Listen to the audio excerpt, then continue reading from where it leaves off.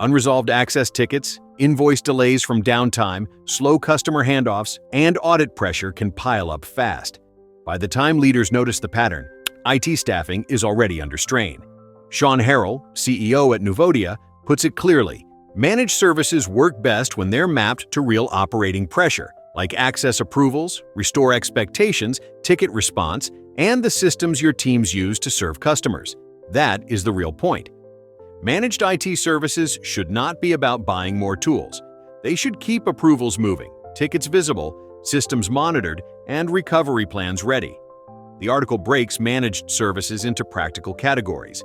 Help desk support gives employees one clear place to go when applications freeze or permissions block work. Infrastructure monitoring maintains visibility across servers, networks, cloud systems, and SaaS platforms. Security monitoring turns alerts into prioritized actions, while backup and disaster recovery planning reduces downtime risk and improves audit readiness. Managed services also support growth by streamlining location expansion, remote work onboarding, and cloud ecosystem management.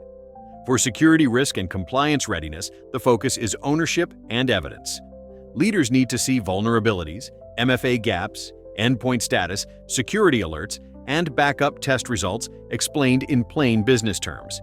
If daily work is slowing down, start with the workflows employees and managers feel every week, then align support, monitoring, and recovery planning around those needs. Read the full article to explore the managed IT services types that fit your daily workflows, and add this to your Spotify playlist.